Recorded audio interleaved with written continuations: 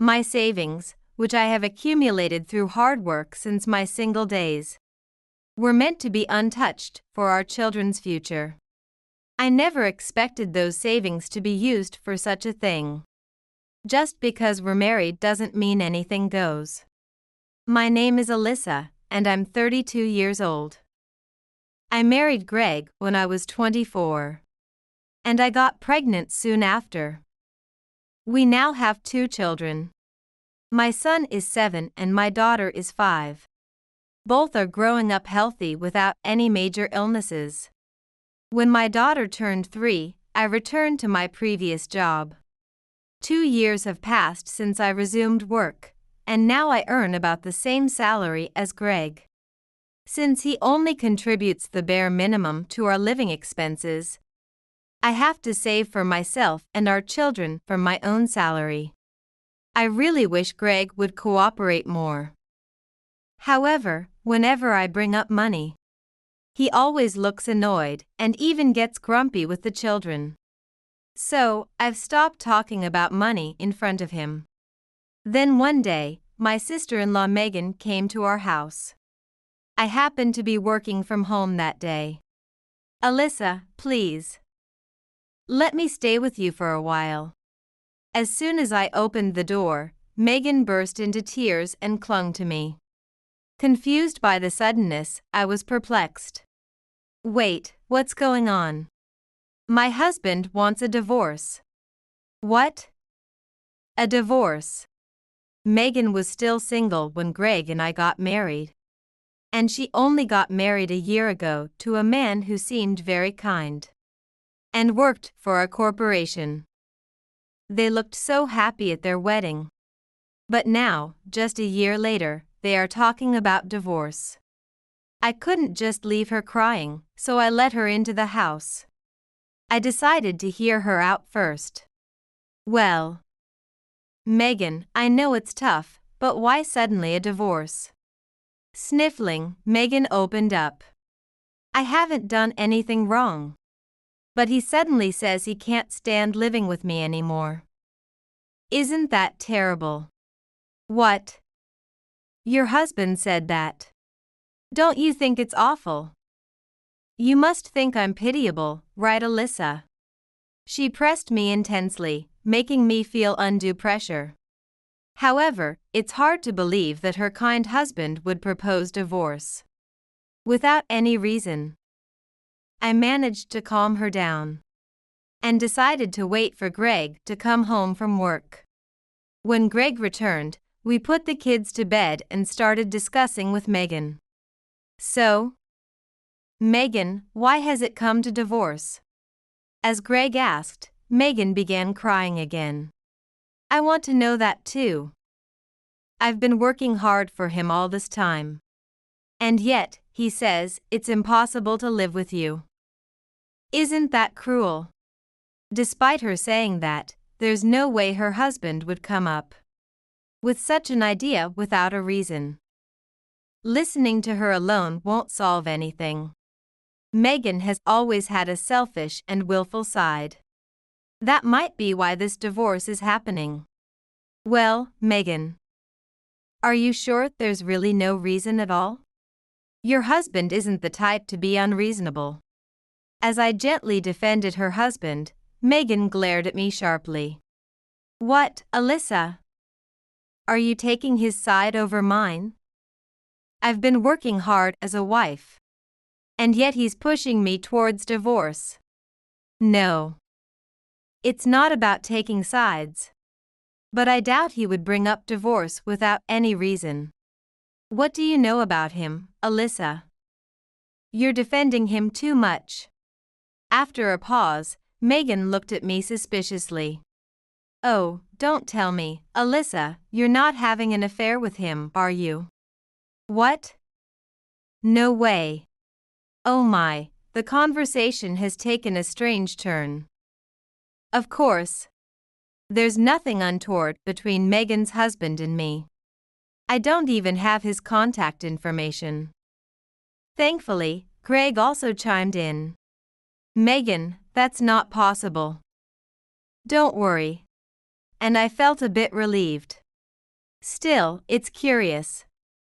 Despite Megan claiming she worked hard as a wife, she is vague about why she is facing divorce.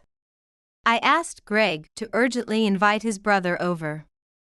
Megan had already left, saying she didn't want to meet him. Upon arrival, Megan's husband apologized right away, saying, "Sorry for causing trouble for you too."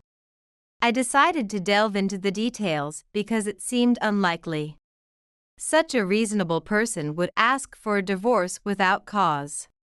"Well, I'm sorry to ask so suddenly, but why did you bring up divorce with Megan?" Megan's husband looked troubled and looked down. "Did you perhaps cheat on her?"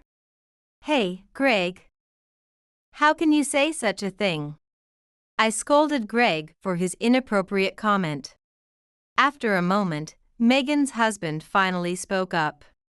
"Actually, Megan has spent all of my savings, about $50,000. $50,000. I exclaimed, shocked by the amount. He hadn't been upfront because it involved money, which isn't a pretty topic. $50,000. What did she spend it on? I asked cautiously, and he sighed deeply. I asked her, but she only said it was for living expenses. I've been giving her a fixed amount every month for living expenses. But she said it wasn't enough. Feeling apologetic, I thought to myself, it's believable Megan would do this. Because she had also nonchalantly asked us for money during her single days. She'd say, "We're family, right?" and even went through my wallet without asking. Knowing this side of Megan, I found her husband's story all too plausible. He slumped in disappointment.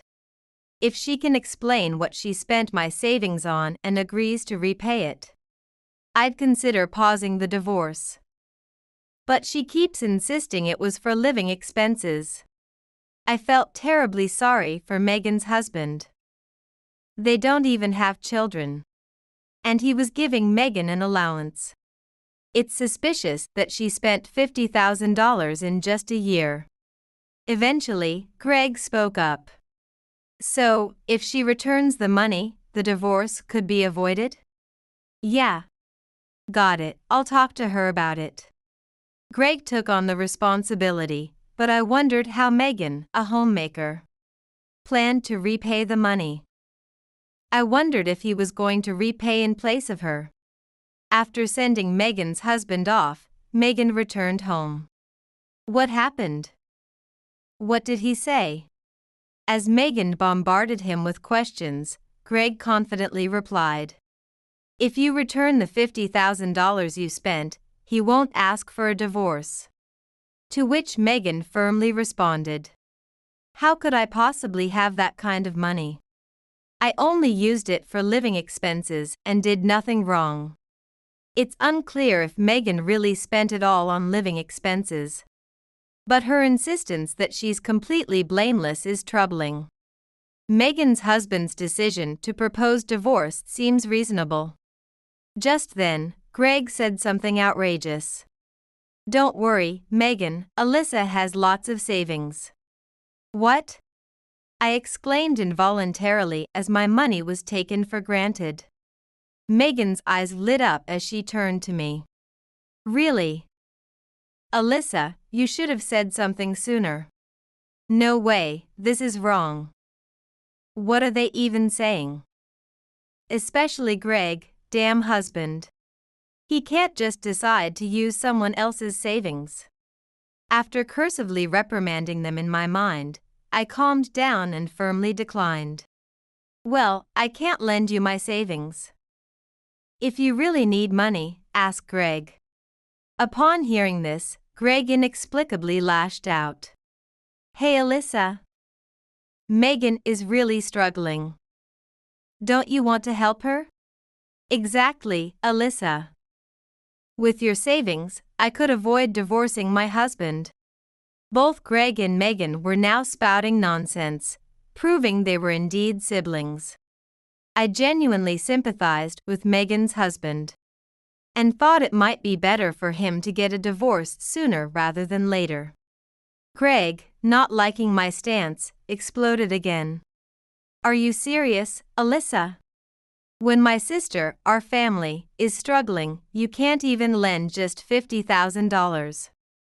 Just $50,000. When he said that, something inside me snapped. I felt my body heat up as anger surged through me. Just $50,000. Don't be ridiculous. This money, I saved up from my single days. Why should I use it for your sister who squandered her husband's money? I've always said it's for our children's future. I managed to hold back my trembling body. Megan stood there with her mouth agape, overwhelmed. Greg looked shocked but quickly retorted. Well, you can just save up again. Megan needs that money now. Are you kidding me? I don't care. I spat back fiercely. Then you lend her the money if it's so important. You're her real sibling. And isn't it embarrassing to ask your wife to solve your sister's problems? What? Greg turned red with anger, biting his lip, unable to respond. Fine. I want a divorce from such a heartless woman. Divorce? You mean you and me? That's right. I don't need a heartless woman who won't help family. Suddenly, he rummaged through a drawer and pulled out divorce papers. He signed them and stamped them right in front of me. Here, sign this quickly. So he kept such documents just in case. I was worried about our children. Taking them away from their father was concerning. He smirked at me, perhaps thinking I wouldn't go through with it. You can't do it, can you? You wouldn't dare become a single mother suddenly. Would you? Better to lend my sister the $50,000, right? At that moment, everything became irrelevant. I was done. Better to be a single mother than to deal with such ridiculous siblings. I signed the divorce papers and stamped them. What? Alyssa. He seemed truly shocked that I had signed. Tomorrow, I'll file these. I started packing my things and the kids silently. Greg, panicking, asked, Alyssa, you're really going to file that? Of course. Why wouldn't I? Why so casually? Didn't you give it to me to sign first? Well, yes, but... The next morning, I submitted the divorce papers to the court first thing. Greg and Megan probably hadn't slept much, as they looked completely worn out. I told the children, let's go to Grandpa and Grandma's house. And prepared them for the move. It seemed cruel to suddenly tell them about the divorce. Especially since they are still so young. I planned to explain things to them calmly and simply once we had settled down a bit. When I was leaving with the children, Greg had tears in his eyes. Alyssa. You're coming back, right? This isn't really going to end in divorce, is it? But it is.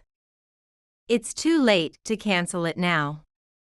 From now on, please indulge your beloved sister to your heart's content and support each other. I said this with heavy sarcasm, throwing the words back at him. However, I truly felt sorry for the children. Due to our selfish reasons, they were losing their father and the home they had lived in. Nevertheless, if I had continued to let those two dictate my life, my savings would have been devoured. And even the future of these children would have been at risk. I refused to have my life thrown into disarray by such unreasonable siblings. I moved back to my parents' house, where I explained the situation and asked to stay for a while. After explaining things in simple terms, the children accepted the situation, saying, as long as Mom is with us, that's fine. And Mom has always been there for us. Greg kept contacting me persistently after that, but now I block all his calls. The divorce has already been finalized. And I plan to hire a lawyer to ensure child support payments. Meanwhile, Megan and her husband also divorced soon after. She claimed to have used the savings for living expenses, but it turned out she had been splurging on luxury brands. When Megan's husband secretly searched her room, he was shocked to find a large stash of luxury goods. As a result, she was forced into divorce and had to reimburse the $50,000 she had spent without mercy. She managed to return about $20,000 with what was left of Greg's modest savings. But she will have to work to pay back the remaining $30,000. Now that the divorce is settled, I have to pay the property division. Please help me. She tried to appeal to her parents with her usual crying antics. But since I had already explained everything to them, they quickly refused her. Not only Megan, but Greg too was severely reprimanded. And they both ended up being disowned. Really, those siblings are beyond saving. At least I hope they manage without causing trouble for others. I'm truly glad that Greg and Megan didn't end up taking it from me. I will continue to use this money carefully to ensure my children grow up well.